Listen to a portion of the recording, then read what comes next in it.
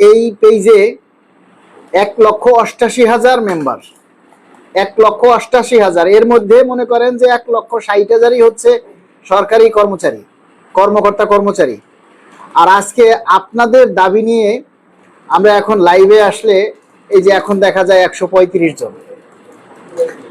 মানে দুর্ভাগ্য কি আমার না দুর্ভাগ্য আপনাদের বুঝতে পারতেছি না। এই জন্য আর কথা মানে বলতে মুখ দিয়ে কথা আসতেছে না, কি বলবো। তো যাই হোক, আপনারা সবাই জানেন যে আগামীকাল 5 তারিখ, 5ই এপ্রিল, 5 এপ্রিল থেকে 9 এপ্রিল পর্যন্ত আমার যে সংগঠন বাংলাদেশ সরকারি কর্মকর্তা কর্মচারী কল্যাণ সমিতি এককভাবে আমরা একটা কর্মসূচি দিয়েছি। সারা বাংলাদেশে এখন আমাদের যে সংগঠন বাংলাদেশ সরকারি কর্মকর্তা কর্মচারী কল্যাণ সমিতি, একটা সংগঠনই সারা বাংলাদেশে এখন অ্যাক্টিভ আছে আপনাদের দাবি নিয়ে, পে স্কেলের দাবি নিয়ে, মাঠে ময়দানে সোশ্যাল মিডিয়াতে সব জায়গায় এবং বিভিন্ন মন্ত্রণালয় সচিবালয় শুধু আমাদের এই সংগঠনের নাম নিয়েই আলোচনা। এই খবরটা আমাদের কাছে আসে বিভিন্ন উচ্চ মহল থেকে বা বিভিন্ন বিভাগ থেকে, সব জায়গায় আমাদের লোক কম বেশি আছে। তারা কিছুটা হলেও যোগাযোগ করে যে মালিক ভাই, একমাত্র আপনি এক ব্যক্তি যিনি এখনো হাল ছাড়েননি, বাকিরা হাল চাষ করে নাঙ্গল জোয়াল নিয়ে ঘরে ফিরে গেছে। তারা এখন শুধু লোক দেখানো একটা কর্মসূচি দেয়। এ ধরুন পহেলা মে হচ্ছে শ্রমিক দিবস, পহেলা মে দিবস আন্তর্জাতিক শ্রমিক দিবস।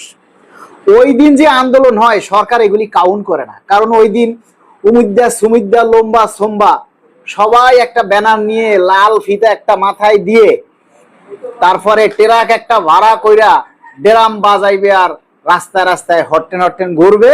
দুপুরের সময় 1 প্লেট বিরিয়ানি খাইয়া বাসায় চলে যাইবে। আর সংগঠনে যারা নেতা তারা দেখাইবে আমি হামকে বাবু, আমি দা প্রেসিডেন্ট অমুক কমিটি। এই হচ্ছে বিষয়।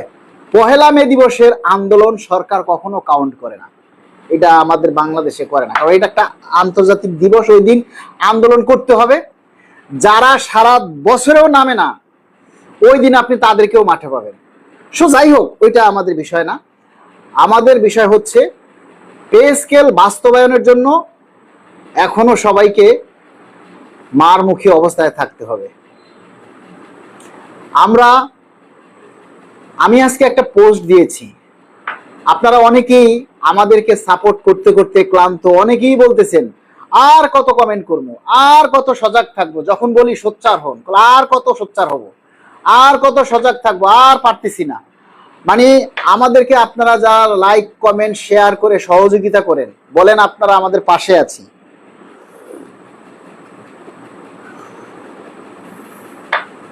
তারা লাইক কমেন্টস করতে করতে এখন আপনারা ক্লান্ত হয়ে গেছেন। আর আমি সেটা নিয়ে একটা পোস্ট দিয়েছি, যারা যুদ্ধ ময়দানে ক্লান্ত হয়ে যায় বুঝতে হবে যে তারা পরাজয়ের শেষ প্রান্তে। আর যুদ্ধের ময়দানে ক্লান্ত বলে কোনো কথা নাই, হয় আপনি পরাজয় বরণ করবেন, নয়তো আপনি জয় লাভ করে ঘরে ফিরবেন। ক্লান্ত মান্ত বলে কোনো কথা নাই। আপনি যখন যুদ্ধের মাঠে নামবেন, হয় আপনি পরাজয় হয়ে ঘরে ফিরবেন, আর না হয় আপনি জয় হয়ে ঘরে ফিরবেন। এখন আপনি যদি বলেন যুদ্ধের মাঠে আমি ক্লান্ত, হাঁপাইয়ে গেছি, তার মানে আপনাকে দিয়ে আর যুদ্ধ হবে না।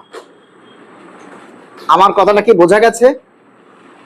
আপনি যখন ক্লান্ত হবেন তখন বুঝতে হবে আপনাকে দিয়ে আর হচ্ছে না। বাট আমি বান্দা, আল্লাহ আমাকে এখনো অনেক ধৈর্য দিয়েছে, অনেক ধৈর্য শক্তি দিয়েছে, আমি এখনো ক্লান্ত নই।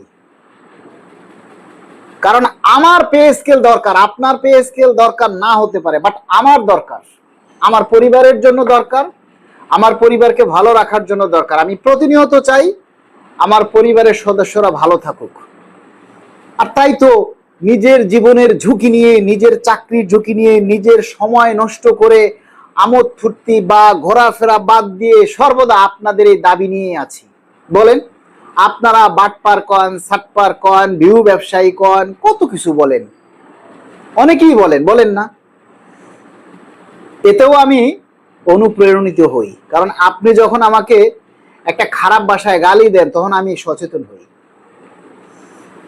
আপনাদেরকে অনেক সময় বলি যে ভাই লাইভটা শেয়ার করেন। আরে ভাই, আপনি লাইভটা শেয়ার করলে আমার কি বেনিফিট হবে? তার চাইতে আপনার বেনিফিটটা বেশি হবে, কারণ আমি আপনার বেতন বৃদ্ধি নিয়ে কথা বলছি।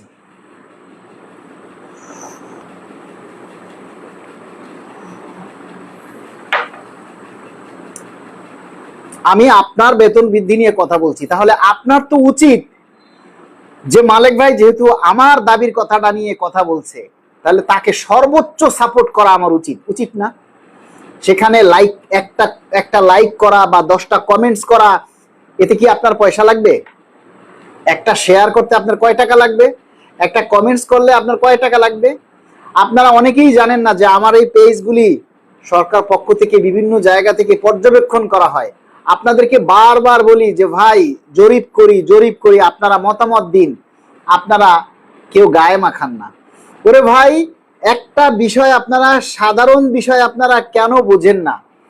আপনি যত পজিটিভ নিয়ে, যত দাবি আদায় নিয়ে কমেন্টস করবেন, তখন সরকার বুঝবে যে সবাই অ্যাক্টিভ, সবাই দাবিটা চায়। আপনারা যখন কেউ কমেন্টস করেন না, কেউ আমাদের এই দাবির কথাগুলি যখন ভাইরাল হয় না, তখন সরকার মনে করে দূর, এটি পাত্তা দেওয়ার টাইম নেই, এটি কোনো বিষয়ই না। ধরুন আপনি একটা দাবি নিয়ে আপনার অফিস থেকে 10 জন একজন অফিসারের কাছে গেল, আর একজনই একটা অফিসারের কাছে গেল, তাহলে একজন যেখানে গেছে তারে কি মূল্য দিবে, গুরুত্ব দিবে? আর যেখানে 10 জন গেছে সেখানে কি অফিসার কথা বলার আগে চিন্তা করবে যে 10 জন আসছে, আমি তাদের সাথে এভাবে কথা আমি বলবো না? তাহলে আমি একা যদি চিল্লাই তাহলে কিছু হবে বলেন? সরকার বুঝতে পারতেছে যে এই পাবলিকরা অ্যাক্টিভ না, এই পাবলিকদেরকে আমরা রাস্তায় নামতে না করছি, কিন্তু সোশ্যাল মিডিয়ায় দাবিটা জানানোর জন্য তো না করে নাই। সোশ্যাল মিডিয়ায় দাবিটা জানানোর জন্য কি না করছে? এই যে আমরা এত রিস্ক নিয়ে এই সরকারের আমলে কর্মসূচি ঘোষণা করেছি যে 5 তারিখ থেকে 9 তারিখ পর্যন্ত প্রতিটা জেলা থেকে এই আপনাদের দাবি নিয়ে স্মারকলিপি দিবেন, জেলা পর্যায় থেকে। উপজেলায় যারা আছেন তারাও আপনারা স্মারকলিপি দিতে পারেন, কোনো বাধা নেই। উপজেলায় যারা আছেন তারা ডিসির কাছে স্মারকলিপি দিবেন, কোনো বাধা নেই। আপনারা যদি প্রতিটা জেলা থেকে, ধরুন আগামীকাল আমরা একটা কথা শুনেছি যে আগামীকাল মাননীয় প্রধানমন্ত্রী এবং অর্থ উপদেষ্টা মহোদয় পে স্কেল নিয়ে নাকি আলোচনা করবেন। যদিও কথাটা সত্যি হয় এবং ওনারা যদি সত্যি আলোচনা করে, আর আগামীকাল কি যদি আপনারা একযোগে 64টা জেলা থেকে স্মারকলিপি দেন, তাহলে এইটা যদি প্রচার হয় সোশ্যাল মিডিয়াতে, তাহলে সেটা কত বড় একটা মাইল ফলক হবে আপনারা বুঝতে পারতেছেন? আপনারা বিষয়টাকে গুরুত্ব দেন না।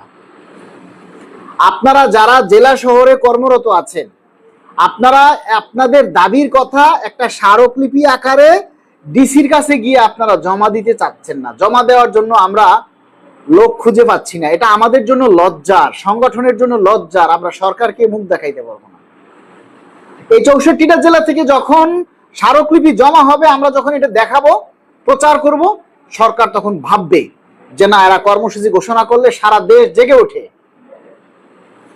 আমরা শুধু চাই আগামীকাল এবং পরশু এই 2-3 দিনের মধ্যে আপনারা প্রতিটা জেলা থেকে স্মারকলিপি জমা দেন। স্মারকলিপিতে আপনারা কি লিখবেন, নমুনা, সেটাও আমরা লিখে দিয়েছি। আপনারা শুধু আপনাদের নাম পরিবর্তন করবেন, বাকি সব ঠিক থাকবে।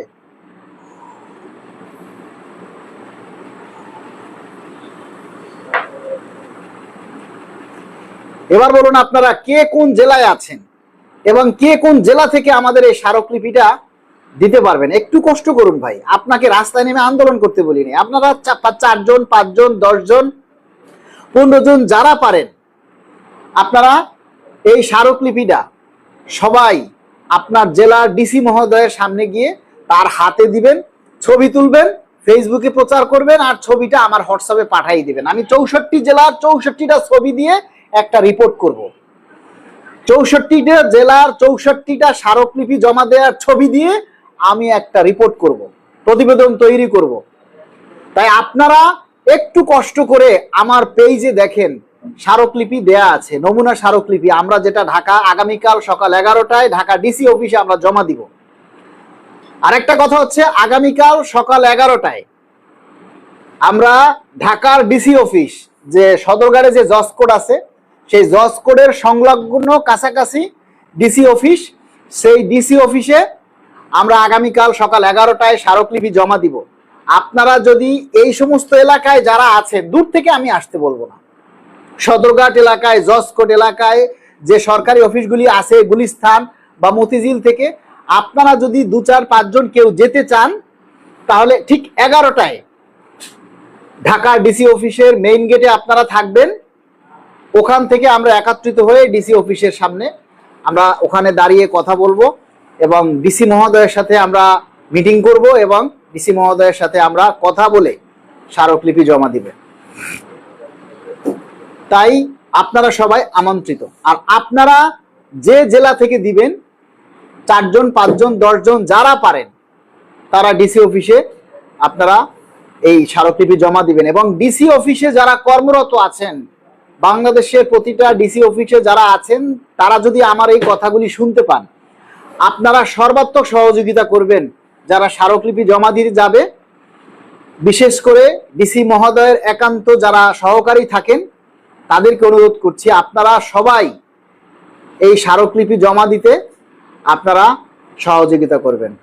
আচ্ছা ভাই, আমি আসবো ইনশাল্লাহ। ভাই একটা পোস্ট দেন আপনার পেজে, এটা নিয়ে পোস্ট দেয়া যায় না? আমরা আগামীকাল সকাল 11টায় যাব জমা দিতে, এটা নিয়ে এই তো বলেই দিলাম।